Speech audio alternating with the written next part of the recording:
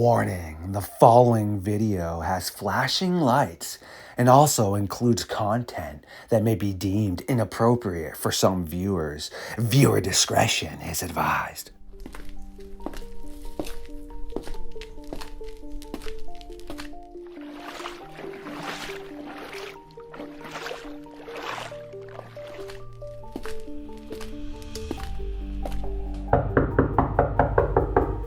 Bigfoot's Barbershop. Yes, Mr. Barber, you have again found your way through the darkness and the werewolf-encrypted, haunted forest to sit down in the fox den and awaken me from my slumber for another episode of Midnight Lycanthropy here on LordeStarfox Radio.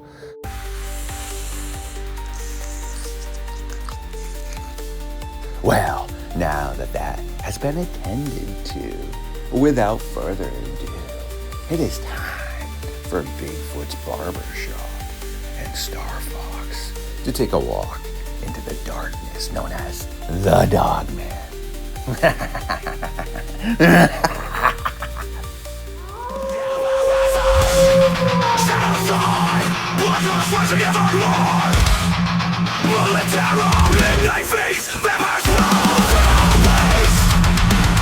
Stood up. I said, oh my god, it's a werewolf, and everybody in the car freaked out.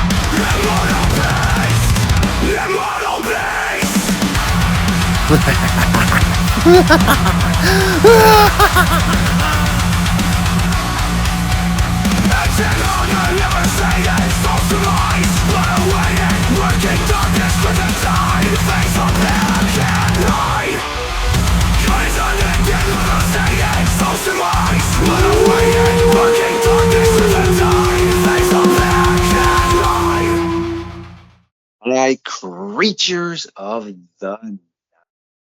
Once again, you have tuned in to Midnight Lycanthropy here on Star Fox Radio, the home and the stomping ground of the Midnight Society. Mr. Barber, yes, from Bigfoot's Barbershop, a weekly host times two, has decided to fend off the monsters in the dark, to set up the late night fire for us so that we can burn the early morning timber in an attempt to figure out what is happening in good old Michigan. Brian, what's good, man? How you doing, bro? We're doing good. With this week, it seems like either I'm getting smaller or the monsters are getting bigger, trying to get through to be able to do the show with you. I feel that, man. I've just been cooking up stuff like I should be, but then technology not really working the way it's supposed to be. 4 videos were lost in the metaverse. 3 of them have been returned to me. I do hope the 4th one can be, so I do not have to redo an episode with one of my hosts. But besides that, just been grinding away and got my phone updated, linked up with Small Town Monsters last night. Once I'm done with you, gonna finish editing that video with Heather and Aaron. And well, the Bruins got a big 5-3 win today, so that was pretty lit, man. Awesome. We were talking about Small Town Monsters last night on my show, so Yeah, cool you're able to hook up with them.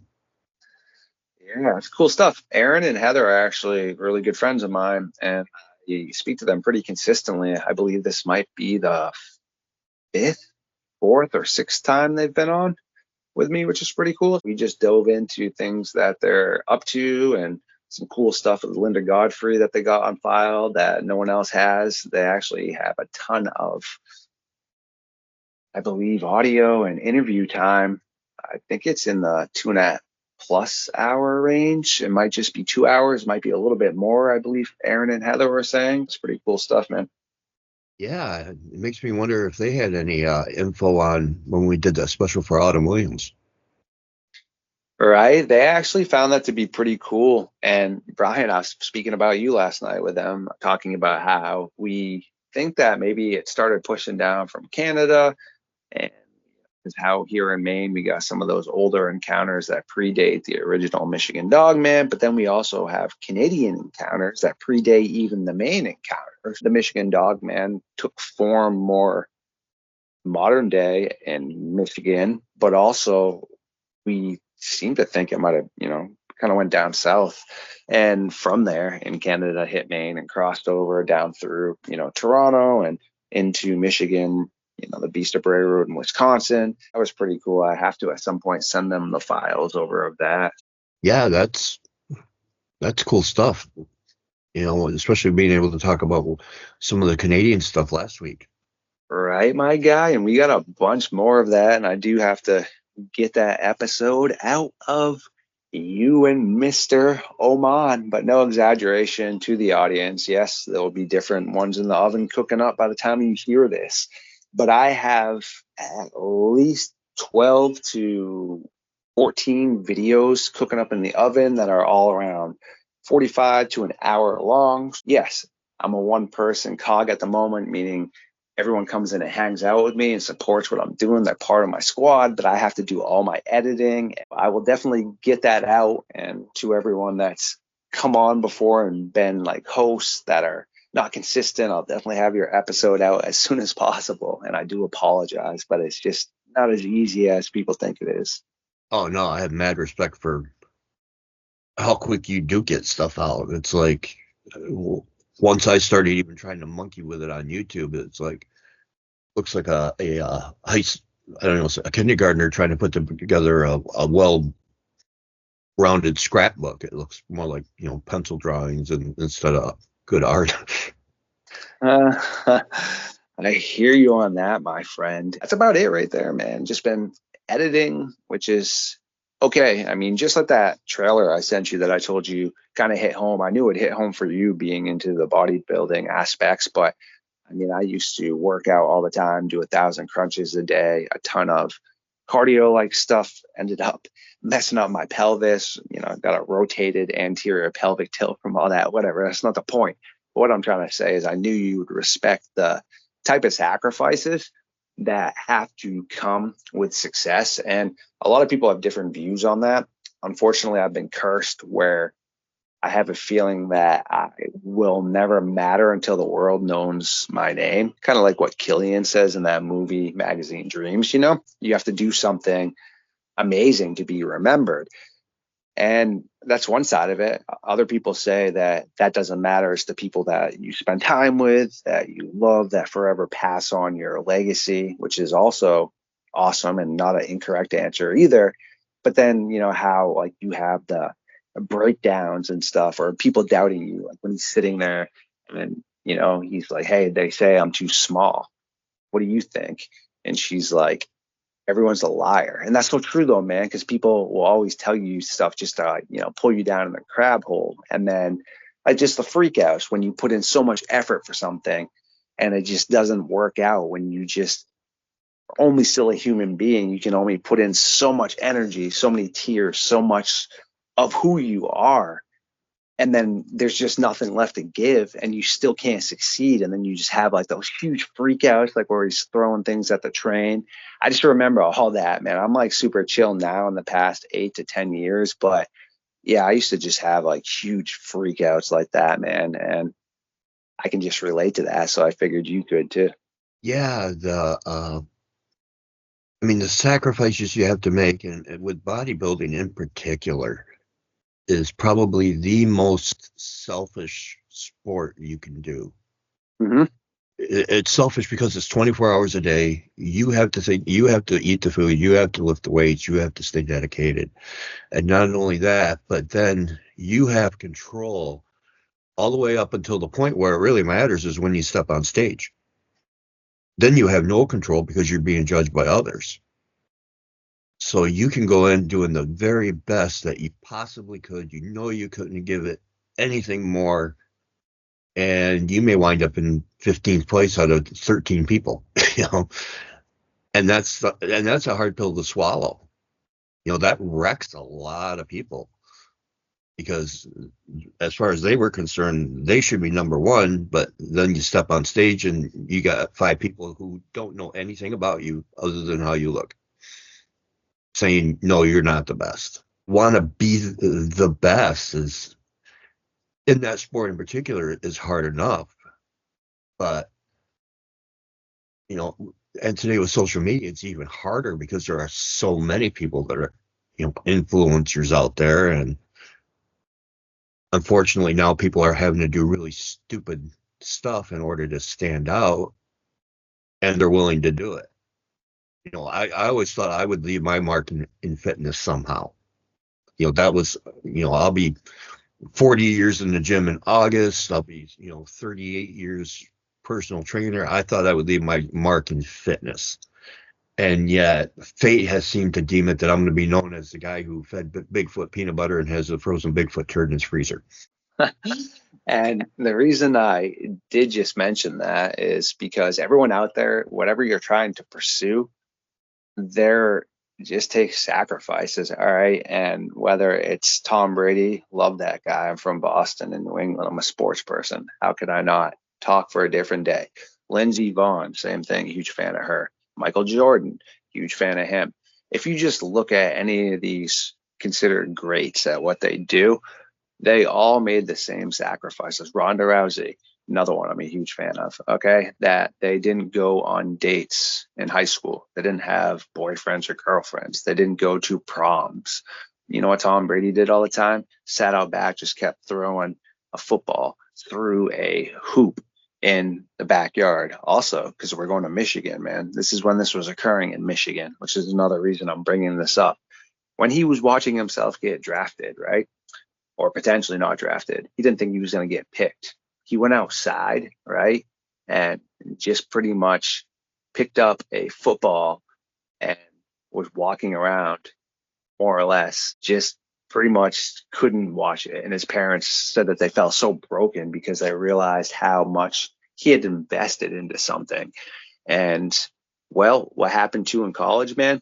Yeah, Drew Henson, who was a multifaceted athlete, and Brady was a senior at this point in time, which technically the senior should have got the advantage to be the starter first over the sophomore. Wasn't like that though. So they would let Henson go out there. He would mess up. All of a sudden they'd bring in Brady. He had all these comebacks. Doesn't matter. Still doubted, you know. And then same thing now. He's not even going to get picked. He finally gets picked by the Patriots. Comes in and they don't even know who he is, and you know, because he tries to introduce himself to Robert Kraft. Kraft's like says his name wrong, and he goes, "Thank you for drafting me. I'm going to be the best draft pick you ever gave or you ever took." And same thing though, man. I mean, it's unfortunate, but Brady lost his wife over being great in football. She wanted him to spend time with her and the kids. He didn't want to stop something that he had gave his whole life to, becoming great at football. Same thing with Bill Belichick. His wife recently left him because he's still continuing to coach.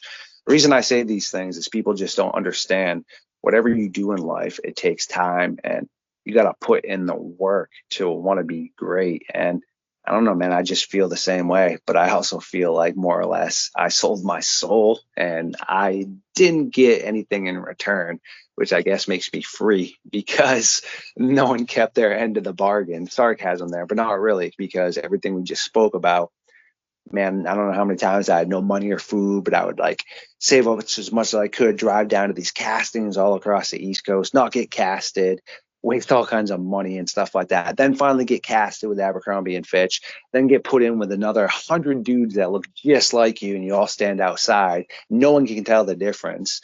And yeah, man. So I feel you, dude, about the whole when you try to achieve greatness, just what it takes. But yeah, moral of that was A, to let people know you just got to stay focused. And also, usually if people really care about you, they would understand what you're trying to achieve.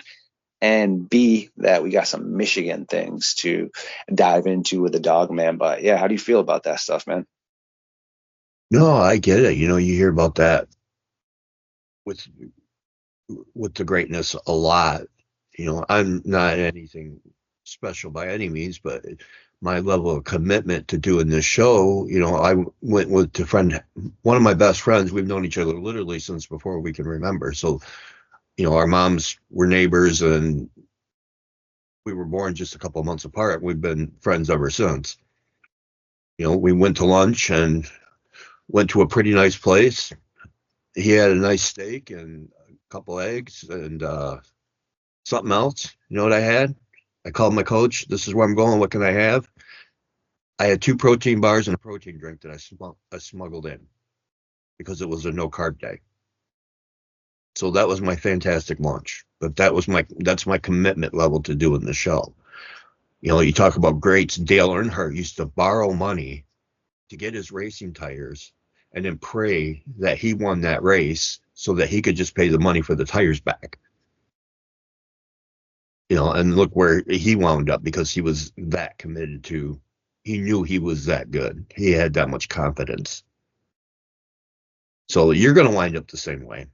Appreciate that. Very kind words. And it just shows you again, you do got to put in work. It's just like a roller coaster ride, meaning you have people such as yourself and others that believe in me, like the autographs on my wall of people and celebrities that are important to me, whether people feel like they think an athlete's important or not. It doesn't matter. Jeremy Swayman and such, people that I follow and things are super important to me. So I have all those images on my wall. Do I want to be a professional goaltender? No. Do I want to be a UFC fighter? No, but Ronda Rousey's awesome. Do I want to be a cowboy?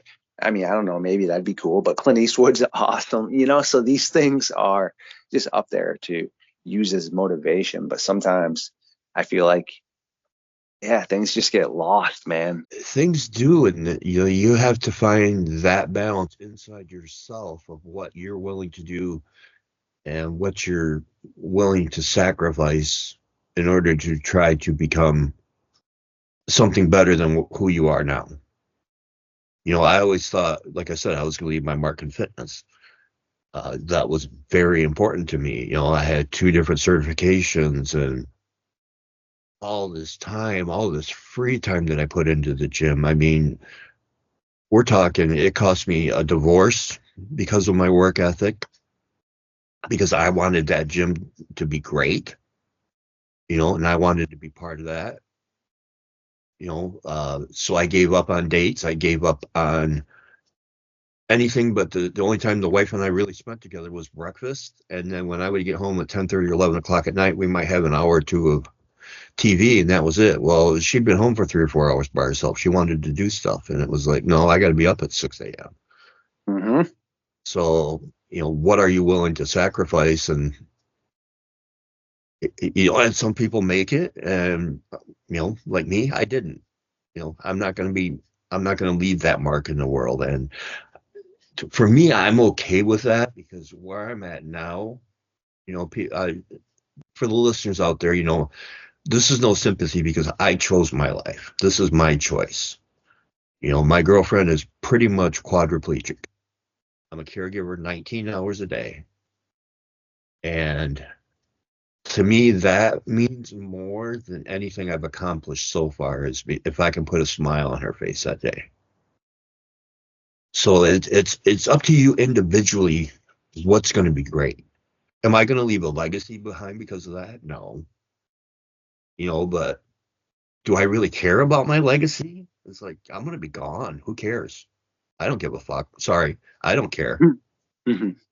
You know, to me, I'm spending the time the way I need to feel good about myself right now.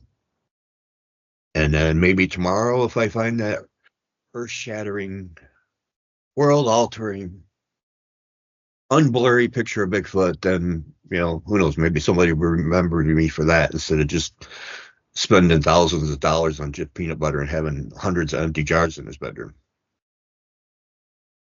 Yeah, all legendary stuff right there, though, man. That makes you a legend for sure, because I have a lot of people that could say and probably do think I'm selfish, but I came from nothing and I refuse to be nothing. I've always walked in the direction that no one else did. I mean, I'm a loner, all right? And I, ever since I was younger, had a belief inside, or a feeling. I still don't know what or my purpose fully is, but I'm supposed to do something super immaculate and super special in life. But I don't know if I had the answers.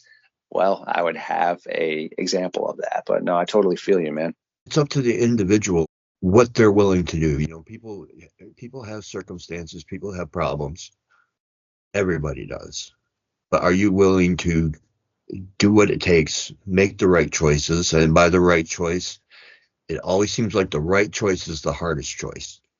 It's going to, in order to be remembered how you want, it's going to require sacrifice. It's going to require missing holidays, especially when you're trying to do what you are with, you're going to remember with the Dogman legacy no matter what. Your name's tied to that forever, as far as I'm concerned. And, on YouTube now, the internet never forgets. You will never be forgotten now.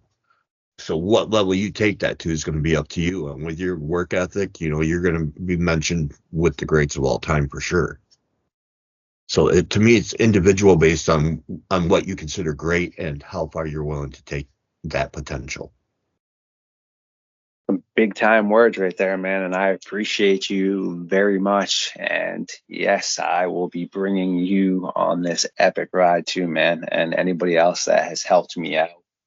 But, well, I hope this doesn't give you some nightmares because you are in Michigan. Yeah, I assume you've probably seen worse. But this butchering of the title might be pretty bad, though. We have May 2nd, 2016.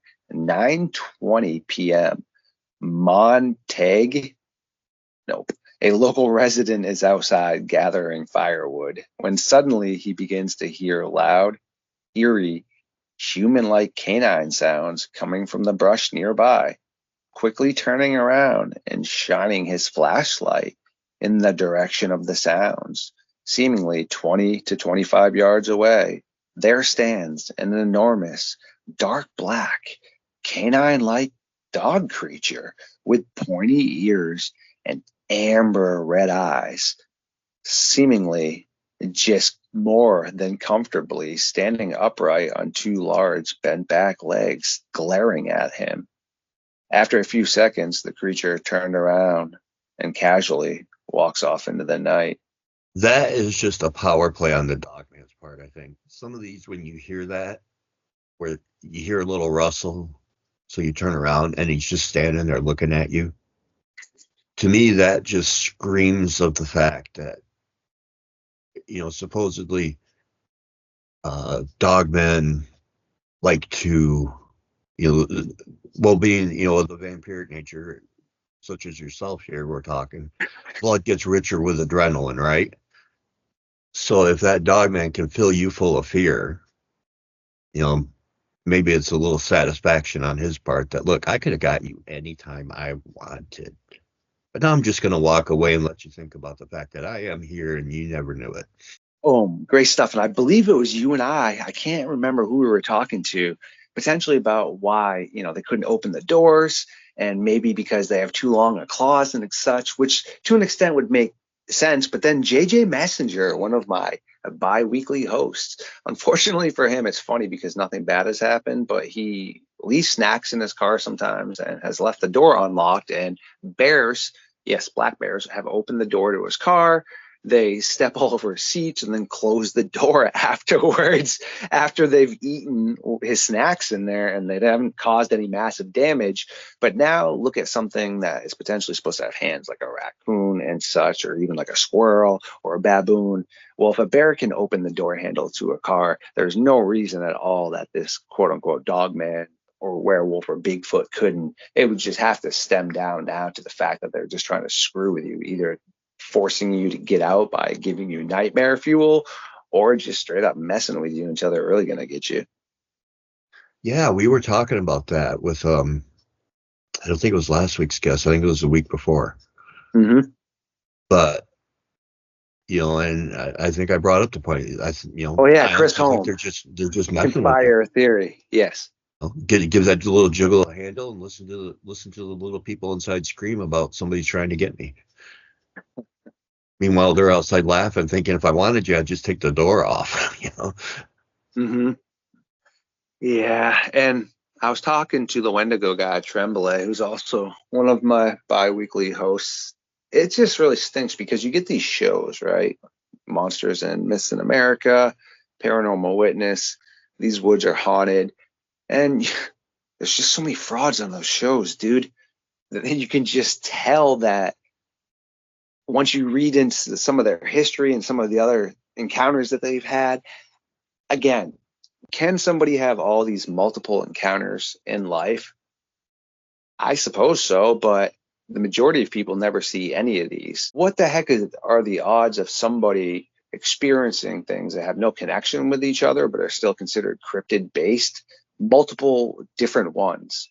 Meaning, how is it that potentially you are supposedly abducted, correct? Right? And then you come back down, but now later on you then have an interaction with a Wendigo too, and also you then think you've had a interaction with a fae. All right, could that all be real? I mean, sure, but I don't know anybody for the most part that has had multiple experiences with different things like that. I mean, sure, some, but I'm just saying, I don't know. It just seems like a lot of the times on those shows, they are being told, obviously, to prefabricate things to add more entertainment, but also, I mean, you can't judge a book by its cover, but when you just listen to some of those people talk, they're Looney Tunes, bro.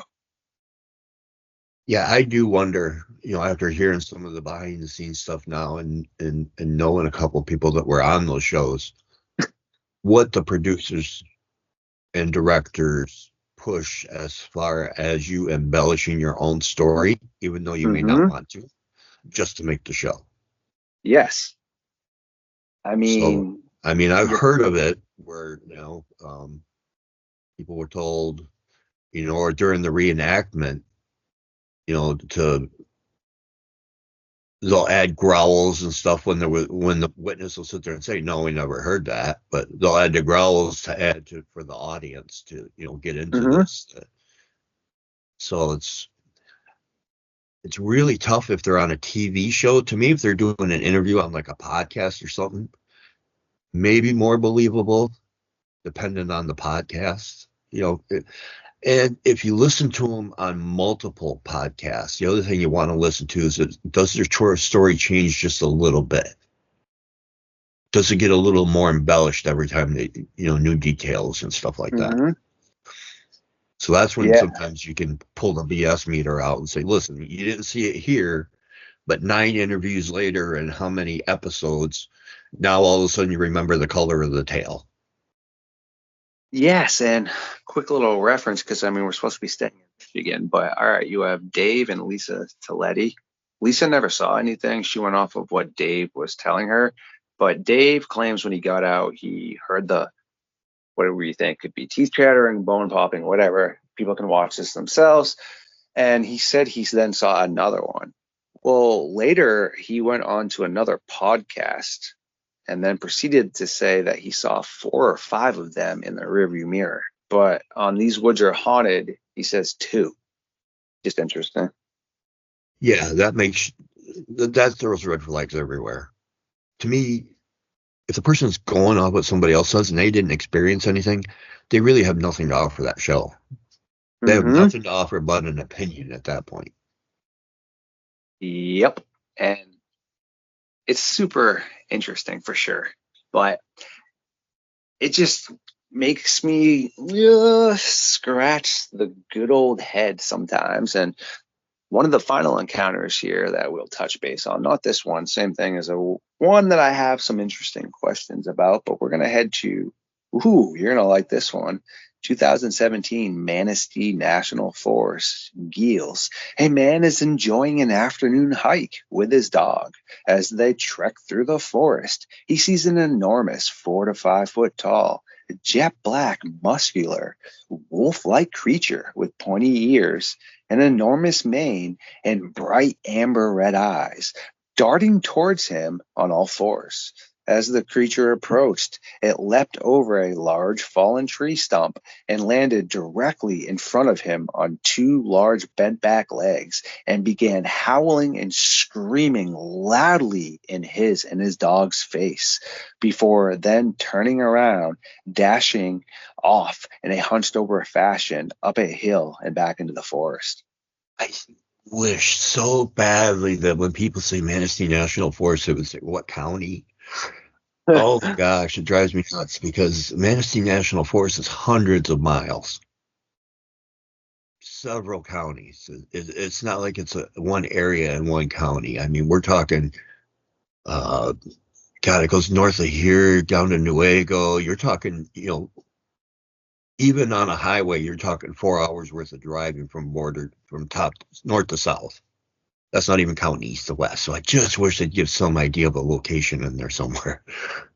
Does this help Geels? See if I can find out where Geels is. Yeah, the first one was Montague or Monte, and these last two, or the one I just read is from Geels, but then the last one is as well. Gels is what they had said, but I don't know if I misunderstood them or what. Oh, Roscommon County. So that is Boom, where there we you go. at. In the middle of the state of Michigan. So basically, if you took the mitten and put a bullseye on it, you are in the middle of the state. You're right on the border between Manistee National Forest and Roscommon State Forest. They kind of blend together. So yeah, that area is notorious because that's one of the more wooded area part of the state. It's Yep. almost like a little microcosm of the UP. Dang, creepy stuff. Well, same thing with this last one, right up in this location. I'm not even going to fully cover this because this has been spoken about numerous times. Okay. And people can go look at the full entire interview that he's put out. He's put it out on multiple different threads. But we have, yes, October 5th, 2017, Manistee National Forest again. 59-year-old Joe Barger is a big rig driver. And according to him, as he's making his way through the vast area, like Mr. Barber was just saying, of the Manistee National Forest, he begins to have issues with his truck. So as his sensor is flashing, according to Barger, he is aware of what the issue is and seemingly thinks he can take care of this himself. So he decides to pull over and get out and start to crawl under his big rig to look at the wiring. And as he's finishing up, apparently he feels a strange type of demeanor, like he's being watched, and hears some rustling and potentially strange animal sounds. And according to him, there stands a what we call a dogman, typical description of it. He gets up, immediately jumps into his big rig, which again, I just interesting encounter here, but why didn't it get him right then and whatever? So he gets back in the big rig, starts pulling off now. And as he's driving, he then realizes that it's bolting after him as he's trying to pick up speed. It's looking in the passenger side of his big rig. As he's driving now, he then reaches into his driver's door, I believe, and pulls out nothing special, meaning this wasn't a huge semi-automatic or automatic. It was a revolver or some sort of handgun, I believe. Correct me if I'm wrong. And then as he's driving and this thing is running, he's able to hit it right through the orbital bone, I guess, and then it just drops and rolls off. He then decides to turn back around because he wanted to make sure he had, quote unquote, unalived this thing, and then sees a younger couple off looking on the side of the road into the field. So he tells them more or less basically what had just happened, to be careful. And they claimed that they were just watching these two large dogs like wrestle and fight with each other. And then he gets back into his big rig. And then a time frame later, apparently he stopped at a weigh-in station by the Alphabet Boys that then tell him that he disposed of their asset. And then they begin to apparently freeze his banking account and all this. And then he just is very hard to track down, but makes all these appearances on certain podcasts. And yes, there is the supposed Joe Barger encounter. Yeah, I have a lot of. I've actually, I've seen him on other podcasts, and he's spoken about how willing he is to speak about this. Mm-hmm. Yeah, I've tried contacting him 3 or 4 times, and I get ghosted. I couldn't even find them. So Yeah, I found him through Facebook, and I tried messaging him through a friend of the podcast. One of you he did the it was a revolver, and it was a pretty big one. It was a 45. okay. But the story does change too, because depending where you read the account, I heard the driver's door as well, but here in the Midland Daily News, he talks about that it was strapped to his waist.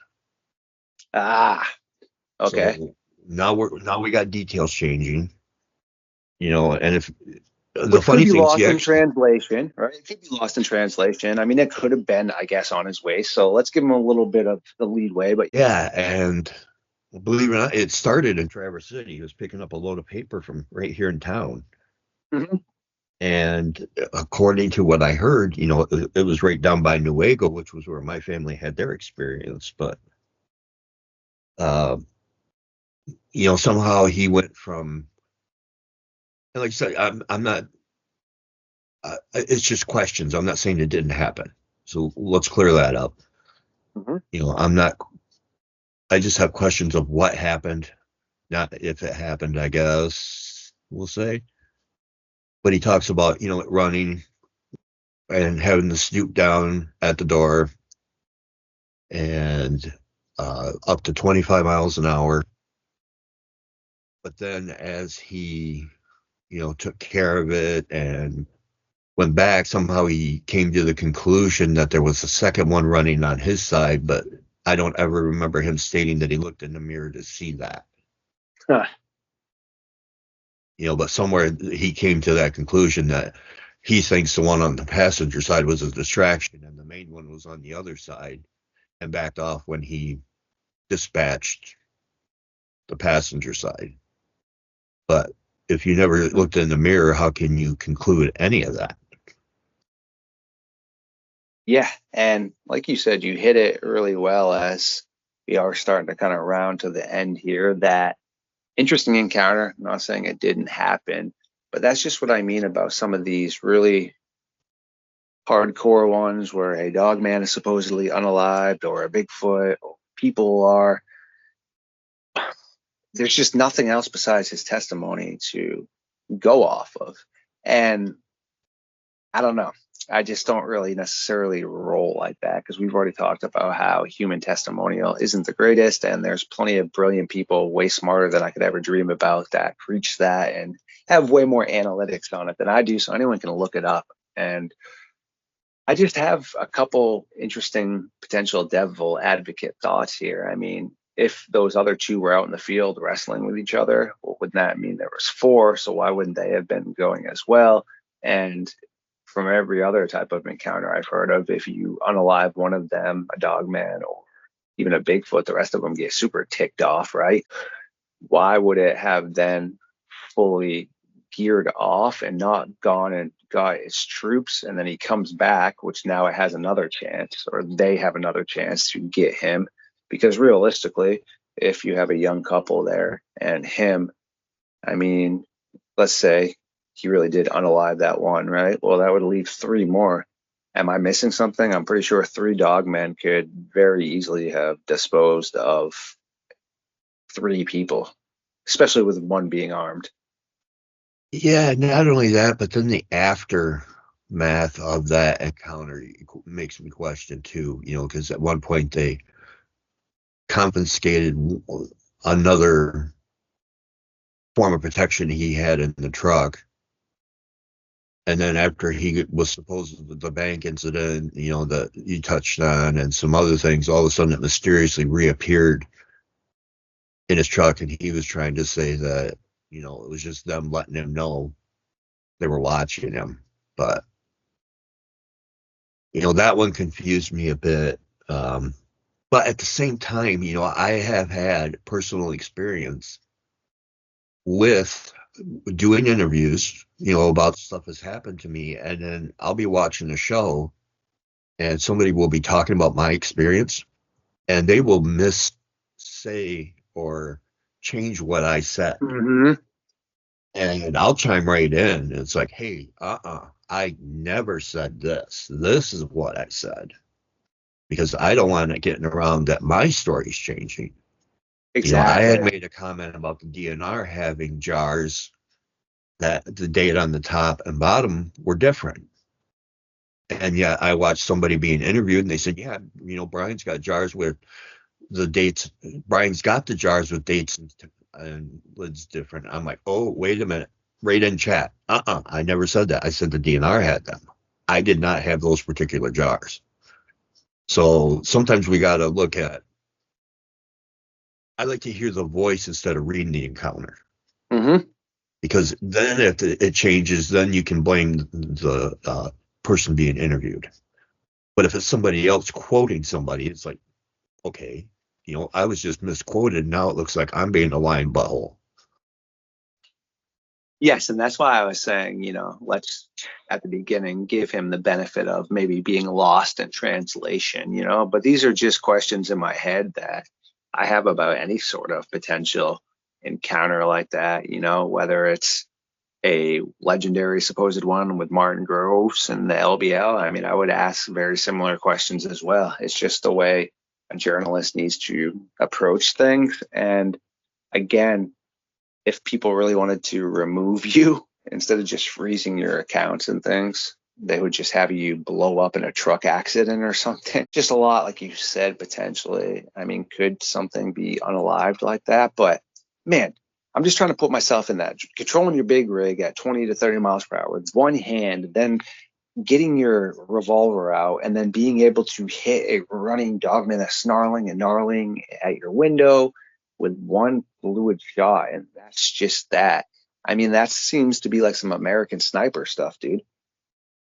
Not only that, imagine the fact now you're controlling that truck, you're taking aim, and when that boom goes off, it's loud outside. Imagine being inside in the flash and the noise. How he did not wreck that truck at that point is like, how did you pull that off? I mean, the flash alone would blind you. You'd be lucky if you didn't blow your eardrums out. Those 45s make a big boom. I wear earmuffs and it still makes my ears ring. I've got one. And I can't imagine popping that off inside a vehicle.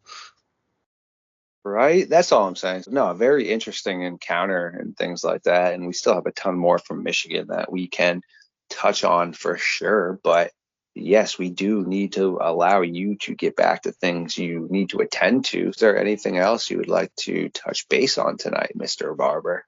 No, I think we had kind of a well-rounded, blended show up. Trying to define greatness and what the sacrifices you make, all the way down to just making sure you ask the right questions for people who have intention of telling their story. Perfect stuff, my friend. And that's what I tried to filter it into because, like I said, I very selectively picked those examples and things. And yes, it's definitely always great to sit down, man, and gather some really quality information. But to the Midnight Society, ooh, the fans of us must have to wait until tomorrow when Mr. Barber and I have another episode. But yes, you can always check out the playlist and the links that will be up in the description. And you can check out Brian's weekly show he does where he goes live. All those things will be up. So make sure to pop over there as well and show us some love. But for now, this will be the conclusion of our gathering for the early hour morning. Thanks for popping in with us, man. Oh, it's always my pleasure. I love being able to have good chat and good conversation and ask logical questions with a preacher of the night.